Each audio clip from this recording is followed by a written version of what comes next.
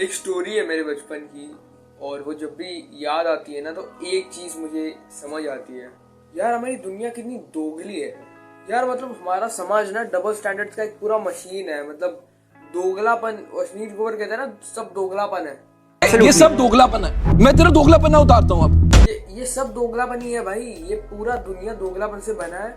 ये पूरा समाज सब दोगले हैं और खुद पे कोई नहीं आने देना चाहता। ठीक है, अब मैं ये स्टोरी बताने वाला हूँ आपको और आपको समझ में आ जाएगा कि मैं एक्चुअली बात किस बारे में कर रहा हूँ। तो साल है 2016। एक दिन टीवी पर ना एक साउथ की मूवी आ रही थी जिसमें ट्रांसजेंडर कम्युनिटी की जो जिंदगी होती है, उनके जो दुख दर्द भरे पल होते हैं कि कैसे उनको समाज से बेदखल किया जा रहा है, वो सब उस मूवी में दर्शाया गया था। मूवी का क्लियर एजेंडा था, क्लियर मैसेज था कि उनके साथ भेदभाव मत करो, उनके साथ बदसलूकी मत करो। वो भगवान के अवतार होते हैं, वो अर्धनारी नटेश्वर होते हैं। और क्या बोला था, हाँ, और वो देवी के अवतार होते हैं और ऐसा न जाने क्या क्या बोला गया था उस मूवी में। I don't know this is all true और नॉट, मतलब I don't know anything, okay. But ये सब मैसेज, मतलब ये एजेंडा था मूवी का कि उनकी लाइफ कैसे होती है, कैसे वो सब था उस मूवी में। अब मैं बच्चा था, मेरे ब्रेन में एक सवाल आया, एक बच्चों वाला सवाल। तो मैंने पापा से पूछा, पापा पापा पापा पापा क्या किन्नर अच्छे होते हैं? I know it's a fucking डम एस क्वेश्चन, बट उस वक्त मैं बच्चा था और बच्चे चूतिए होते हैं। पापा बोले कि हाँ बेटा, किन्नर जो है वो माँ लक्ष्मी के स्वरूप होते हैं। और एक लंबी लंबी फेंकी फिर पापा ने कि यार ऐसा होता है, वैसा होता है, हमेशा उनको पैसे देने चाहिए, उनके साथ बहुत बुरा हुआ है समाज में, समाज ने उनके साथ बहुत बुरा किया है और न जाने क्या क्या है। मतलब he was almost talking like a LGBT rights activist। फिर मैंने वापस से एक काउंटर क्वेश्चन पूछा कि ये जो किन्नर लोग होते हैं, ये किन्नर बनते कैसे हैं? मतलब ये जैसे कि मैं हाफ चीजें मेरे को पता थी, तो मैंने पूछा किन्नर लोग थोड़े अलग क्यों दिखते हैं, ये अलग क्यों होते हैं, थोड़े अजीब क्यों होते हैं? पापा ने बोला कि ये एक लड़का पैदा होते हैं लेकिन वो कुछ वक्त बाद लड़की बन जाते हैं। सो उस वक्त के लिए मेरे लिए बहुत ज़्यादा ओवरवेलमिंग इन्फॉर्मेशन था 2016 के हिसाब से। लाइक 8 साल का था उस वक्त मैं, 8 साल नो 7 साल का था। तो 7 साल के बच्चे के लिए this was too much information, इसलिए मैं थोड़ा ओवरवेल्म्ड सा था उस वक्त। और पापा ने भी बड़ा ओवर सिंप्लीफाइड सा जवाब दे दिया। मतलब एज वी ऑल नो, बचपन में ऐसे ही समझाया जाता है। हम भी पूछते थे बचपन में कि पापा बच्चे कैसे होते हैं?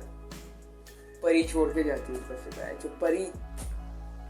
खैर कोई बात नहीं, टॉपिक पे आते हैं। पर असली पॉइंट ना यही पे आता है। फिर मैंने एक बहुत ही तगड़ा सवाल पूछा and I am proud for it.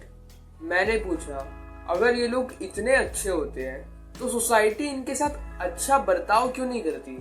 और मेरे इस सवाल को पापा ने इग्नोर कर दिया। ठीक है, मतलब पिक्चर पे फोकस करने लगे वो। And there was like complete awkward silence in the room. मतलब कोई कुछ बोल नहीं रहा है और पापा अपना टीवी देख रहे हैं, मम्मी उधर कुछ कर रही है और मैं चूतियों की तरह ऐसे दोनों के मुंह देख रहा हूँ। फिर मैंने बचपने की बकचोदी में एक और अल्टीमेट सवाल पूछ लिया। ठीक है, मतलब best question in the world. पापा पापा पापा पापा पापा मुझे भी किन्नर बनना है।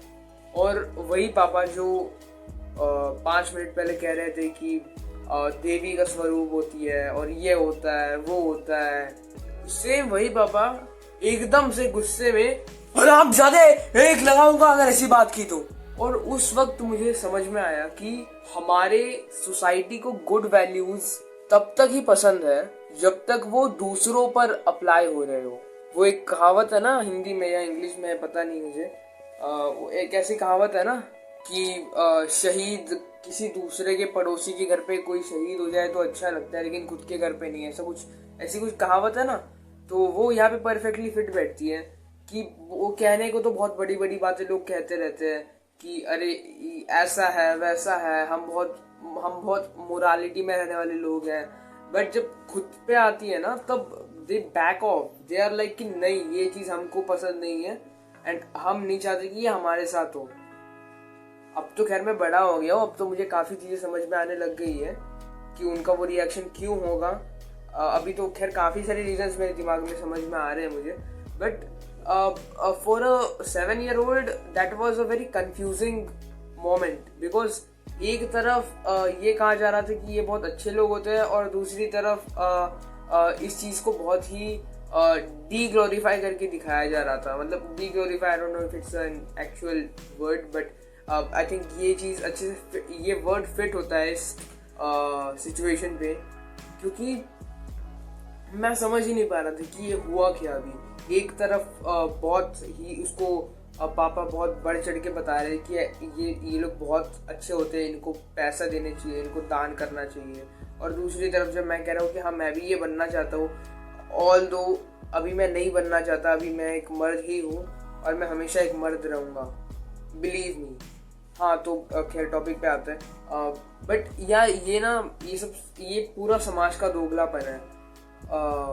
शहादत पड़ोसी के घर पे हो ना तो उसको फिर लगता है कि अरे क्या बड़ी बात है। खुद के घर पे हो ना, खुद के घर पे कोई शहादत नहीं चाहता, खुद के घर पे कोई आर्मी में नहीं भेजता। पड़ोसी का बेटा आर्मी में जा रहा है तो बड़ी हम उसको सराहना करते कि देखो आर्मी में जा रहा है। अब अगर मैं बोलूँगा ना घर पे कि मुझे आर्मी में जाना है, मेरे को नहीं भेजेंगे, मुझे मना करेंगे कि मत जा।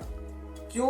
क्योंकि मैं इकलौता बेटा हूँ। अगर मैं मर जाऊंगा आर्मी में, जंग में, पाकिस्तान ने भैंचो अटैक कर दिया कश्मीर में, मेरी जान चली गई, वंश कैसे आगे बढ़ेगा? अभी ये सब चीज़ें समझ में आ रही है, बिकॉज अभी मैं उस एज में आ रहा हूँ, अभी मैं मैच्योर हो रहा हूँ, not just physically, not just biologically और क्रोनोलॉजिकली, बट ऑल्सो मेंटली। मुझे अभी चीज़ें समझ में आने लग गई है, मेरा IQ और EQ दोनों बढ़ रहा है। मुझे समझ में आ रहा है कि लोग क्या देखते हैं मुझ में, मुझे वो लोग किस तरह से फील करते हैं, मुझे किस तरह से वो लोग देखते आ रहे हैं, मेरे अंदर वो क्या देखते हैं जो मैं फ्यूचर में उनके लिए करूं। ये सब मुझे अभी समझ में आ रहा है।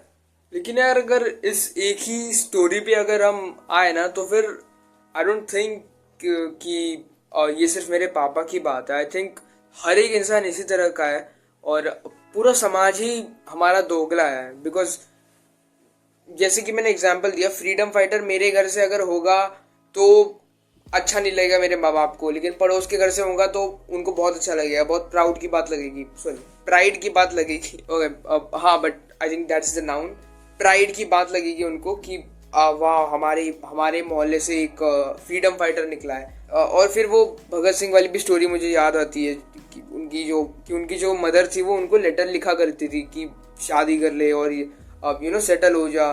But Bhagat Singh was sticked to his purpose. He was driven by purpose, and I am also driven by my purpose. That's why I'll never back off. मैं कोई दोगला नहीं हूँ. I practice what I preach. Alright, on that note, I think video काफी लंबा हो गया है, so I'll see you in the next one. Till then, don't be a chat tag.